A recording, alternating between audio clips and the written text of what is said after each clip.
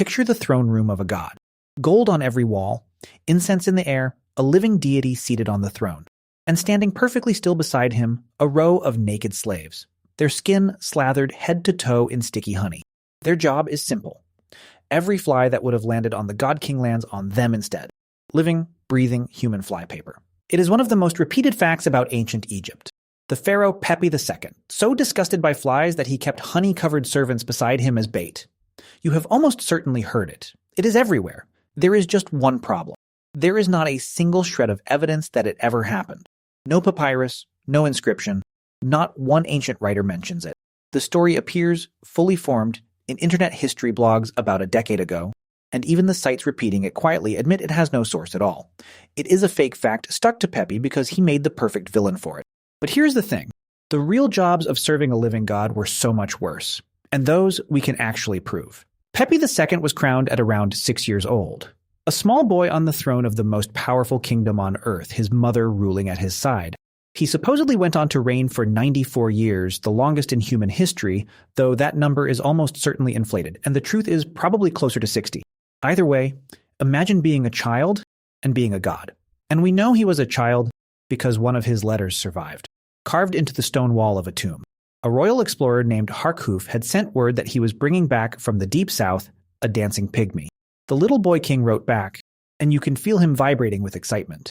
He orders Harkhuf to bring the dancer at once, to guard him day and night, to post watchmen around his tent, and to check on him 10 times every night to make absolutely sure he does not fall into the Nile and drown. A god king's royal command written by a thrilled 6-year-old. And that is the thing about a living god. His every whim is law, which means every whim becomes somebody's job. Standing close to the pharaoh was the most coveted position in the kingdom, and some of the ways you got close were genuinely grim. Take the sandal-bearer. We find him carved onto the very oldest monuments in Egypt, standing right behind the king, as old as Egyptian kingship itself. It sounds quaint, a man who carries your shoes. But the job was to wash the divine feet, to carry the royal sandals, and to walk one step behind a god all day, every day, ready for anything. Closeness was power. The price of that closeness was your dignity. Higher up, you might earn one of the grandest titles at the entire court, fan-bearer on the king's right hand. It meant exactly what it says. You stood beside the throne and you waved a fan. And powerful men competed viciously for the honor, because in a kingdom ruled by one man, the person allowed to stand at his shoulder was one of the most powerful people alive. Then there was the worst safe-sounding job in any royal court, the food taster. Before the king ate a single bite, you ate it first. If you were still standing a few minutes later, the food was safe. The catch is brutal. It only protected against fast poisons. The slow ones let you walk away alive, smiling, while the poison was already inside the king and inside you. One Roman emperor's taster, a man named Halitus, is remembered for exactly this work. You tasted death for a living, and the day it finally came for you, you would not even feel it in time. And then there is the job that sounds like a punishment and was actually a path to real power. Somebody had to attend the God King in the least divine moment of his day. Somebody handed him the bowl, the water, the cloth. Somebody wiped a living deity, then studied what came out of him, and reported on the royal bowels to the royal doctor.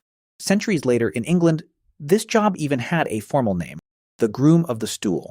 And the man who held it became one of the most trusted, most powerful figures in the whole court, because he was the one person the king could never lie to and could never send away. Power, it turns out, smells exactly like you think it does. But if you wanted the grimmest work in the land of the pharaohs, you did not serve the living king. You served the dead one. When someone important died, you could simply hire grief. Professional mourning women, a real and respected trade passed down from mother to daughter, were paid to follow the body. They wailed. They bared their chests, threw dust and ash over their heads, and tore at their own skin and hair, playing the weeping goddesses at the funeral of a person they had never once met. The louder the sorrow, the grander the send-off. Tears for sale by the hour. And then the body went to the embalmers. You probably know the headline already.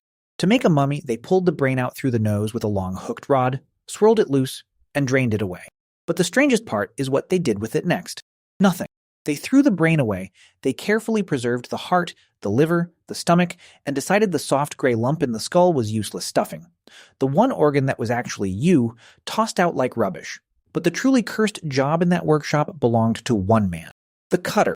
Egyptian belief held that the body was sacred, and to slice it open was a kind of crime, even though somebody had to do it to begin the mummification at all. So they appointed one man to make the first incision. the long cut into the side of the corpse. And the instant he had done it, according to the Greek historian Diodorus, the other embalmers turned on him. They chased him out, pelting him with stones, screaming curses, driving him away down the street. His entire job was to do the necessary thing and then be punished for it. He cut and he ran, every single time. Now, it would be easy to picture all of this as a parade of misery and freaks around a cruel god. But Egypt is more complicated than that. Remember the dancing pygmy the boy king was so desperate to protect?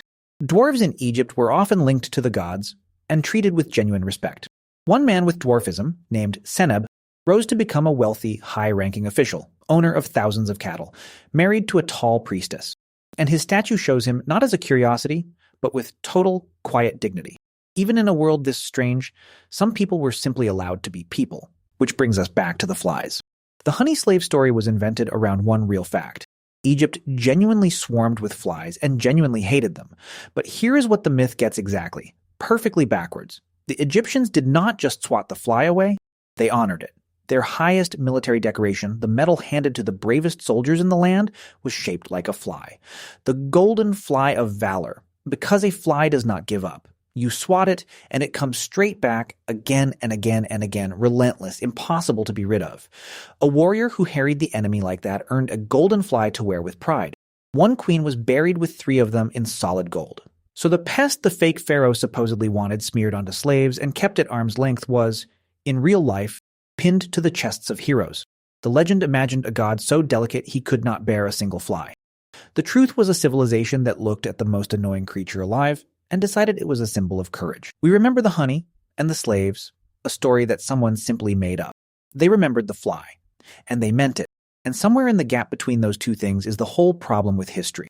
The parts that travel the fastest are so often the parts that never happened at all.